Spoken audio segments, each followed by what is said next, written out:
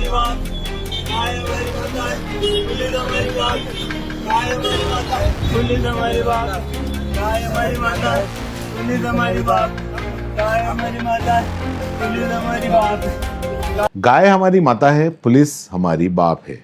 दो लड़के ये भरे बाजार में जोर जोर से बोल रहे हैं और पुलिस वाले उनके पीछे हैं। पुलिस अधिकारी उनके कमर के नीचे पुष्ट भाग में डंडे बरसा रहा है। यही लाइनें इन्हें बार बार दोहराने के लिए कहा जा रहा है। बीच बाजार में सारे लोग जो है वो तमाशा देख रहे हैं। लोगों को इसमें मजा भी आ रहा है।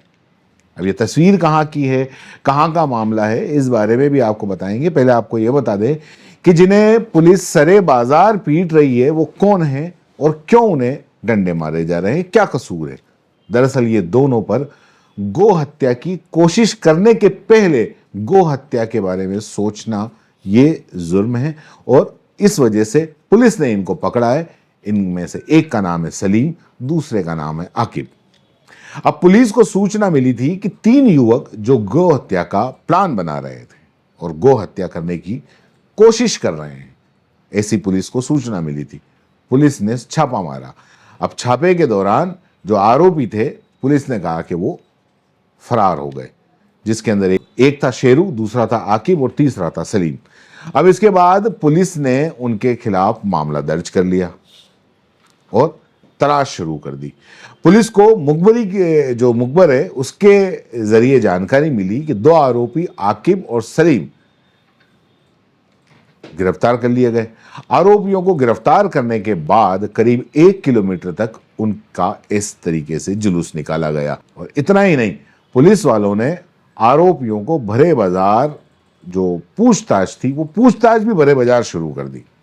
ये देखिए आप। हमारी माता है, पुलिस हमारी बात, गाय हमारी माता है, पुलिस हमारी बात, गाय हमारी माता है, पुलिस हमारी बात, गाय हमारी माता है, पुलिस हमारी बात, गाय हमारी माता है, पुलिस हमारी बात, गाय हमारी माता है। गाय का धंधा करते हो तुम? गाय का क्यों करते हो? अब नहीं करेंगे। गाय हमारी माता है, पुलिस हमारी बाप है। हाँ, नहीं तो क्यों घुमाया तुम्हें? जुलूस इसमें काला गाय का धंधा, देर का धंधा। अब सवाल इसी सुलूक पर है और इसी तरीके पर है। आरोपियों के साथ पुलिस के इस सुलूक का वीडियो जब वायरल हुआ तो कुछ लोगों ने इसको लेकर सवाल उठाए। सवाल ये है कि दोनों आरोपी हैं, अभी इन पर लगे आरोप कोर्ट में साबित भी नहीं हुए। ऐसे में आरोप के आधार पर आरोपियों का यह सुलूक और इस तरीके से जुलूस निकालना क्या सही है? क्या पुलिस हर आरोपी के साथ में इसी तरीका का व्यवहार कर वो हर आरोपी को कहती है कि बोलो पुलिस तुम्हारी बाप है? आखिर इसको किसी भी सूरत में सही तो नहीं ठहरा सकते। बिना किसी अदालत आदेश के खुद को जज मानकर आरोपियों को दोषी करार देना कानून की कौन सी किताब के अंदर लिखा है? और ऐसी सजा तो कोई जज भी नहीं देता जो पुलिस वाले खुद जज बनकर दे रहे हैं। हिंदुस्तान का संविधान आरोपी ही नहीं, दोषियों को भी अधिकार के जो उनके अधिकार हैं उनकी रक्षा करता है। संविधान कहता है कि सजा देने का काम न्यायपालिका का है, न कि पुलिस या सरकारों का।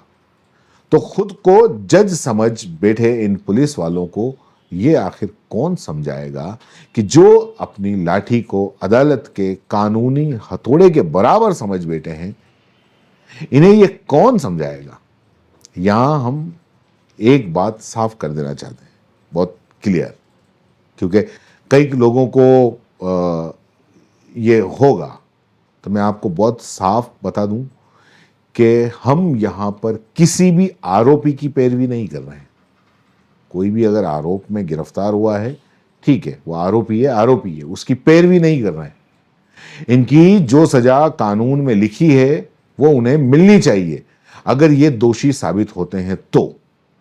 अब यहां पैरवी भारत के संविधान की कर रहे हैं, देश के संविधान जिससे चलता है, न कि तालिबानी राज सरीखा।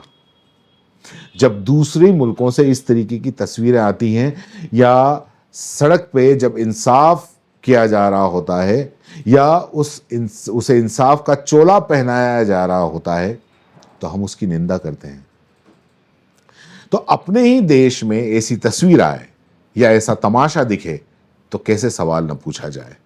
जिन लोगों को पुलिस के इस रवैये से एतराज नहीं है, जिन्हें ये वीडियो देखकर अच्छा लग रहा होगा, वो ये न भूले कि आज इनके साथ हो रहा है, कल कोई और हो सकता है, परसों कोई और आप भी हो सकते हैं, किसी और मामले का आरोपी कोई भी हो सकता है।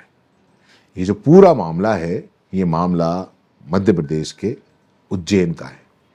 उज्जैन के एसएसपी साहब, उज्जैन के डीआईजी साहब, मध्य प्रदेश के डीजीपी साहब, अगर ये वीडियो उन तक पहुंच जाए तो उन्हें सोचना चाहिए कि उनके नेतृत्व में ये कैसा पुलिसियाई तंत्र तैयार हो रहा है। खुद मुख्यमंत्री मोहन यादव को भी ये देखना होगा, ये समझना होगा कि न्याय वो नहीं होता जिसको लोग चीयर करें, जिसको लोग, बहुत सारे लोग जिसको देखकर लाइक करें, चीयर करें। न्याय वो होता है जो कानून की लकीर पर चलकर जो नजीर बन जाए।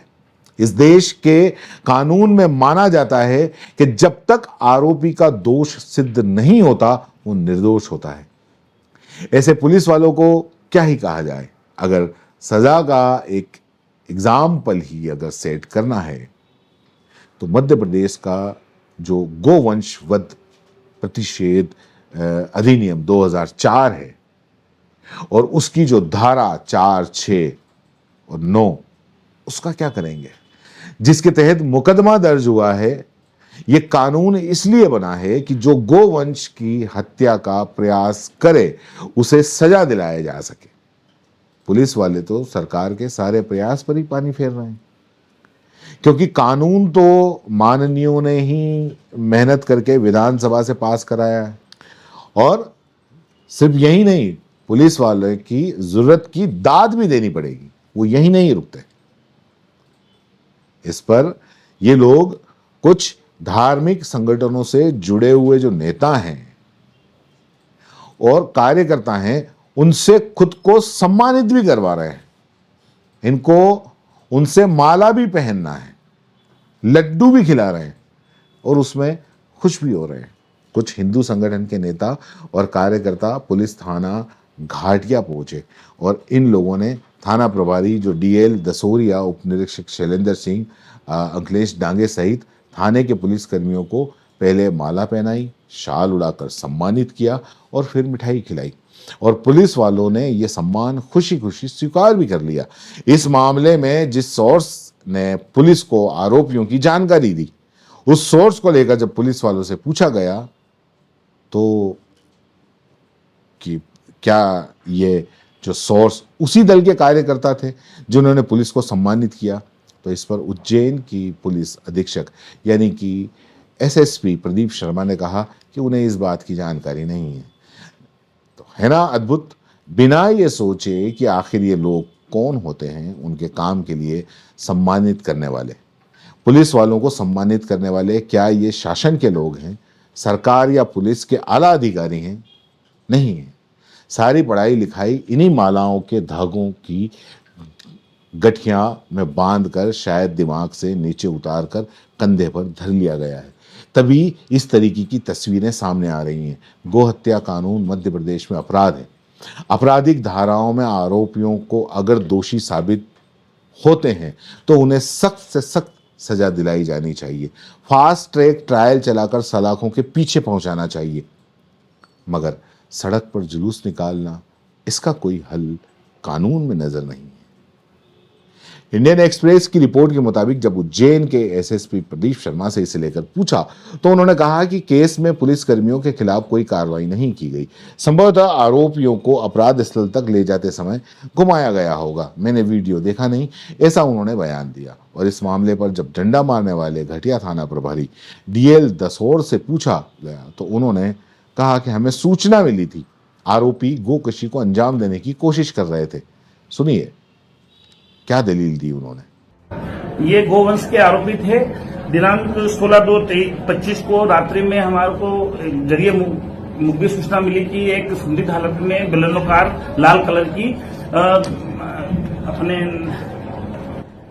जैथर टैंक के पास में खड़ी है, बेरा हाउस के पास में, और पास में एक सुनसान जगह में एक गाय और केड़ा जिसके पांव बांध रखे हैं और बंधी हुई है, जिनका मतलब वाले। अब कांधे पे 3 सितारे क्या लग गए, साहब खुद को खुद मुख्तार समझ बैठे। न इस बात की समझ है कि पिटाई में कानून के अंदर ये मान नहीं होता कि इस बात का एहसास उन्हें है कि ये जो कर रहे हैं वो कैमरे के सामने दर्ज हो रहा है और इस तरह की पिटाई कानून के अंदर मान्य नहीं है और वो खुद कानून की नज़र में गलत हैं। फिलहाल इस मामले में पुलिस शेरू नाम के फरार आरोपी की तलाश भी कर रही है। जब पकड़े गए दोनों आरोपियों को न्यायिक हिरासत यानी कि जेल के अंदर भेज दिया गया है। दैनिक भास्कर की जो रिपोर्ट है उसके मुताबिक पुलिस का दावा है कि आरोपियों से एक गाय का बछड़ा, एक लोहे की छड़ और एक बलेनो कार ये जब्त की है। मगर आरोपों और दावों के बीच न्याय खड़ा होता है, जो करना अदालतों का काम है और अदालतों का काम पुलिस के डंडे में कतई समाहित नहीं होता।